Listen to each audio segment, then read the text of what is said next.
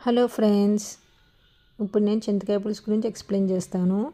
చింతకాయ పులుసుకి కొన్ని చింతకాయలు అండ్ బియ్యపిండి ఒక బౌల్లో ఒక స్పూన్ కానీ 2 స్పూన్స్ కానీ వాటర్లో కలిపి ఉంచుకోవాలి. బియ్యపిండి ఎందుకు వాడతామంటే కొంచెం చిక్కపడడానికి వాడతాం.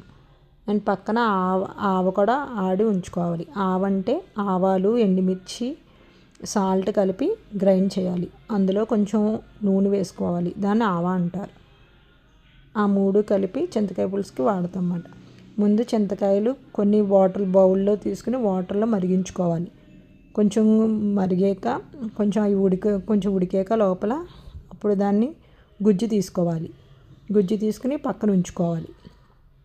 అప్పుడు ఒక బౌల్ తీసుకుని అందులో ఆ గుజ్జు, ఆ వాటర్, కొంచెం క్వాంటిటీ బట్టి వాటర్ అండ్ మనం పక్కన పెట్టుకున్న బియ్యపిండి వాటర్ అండ్ పక్కన పెట్టుకున్న ఆవ అన్నీ కలిపి ఆ బౌల్లో కలపాలి.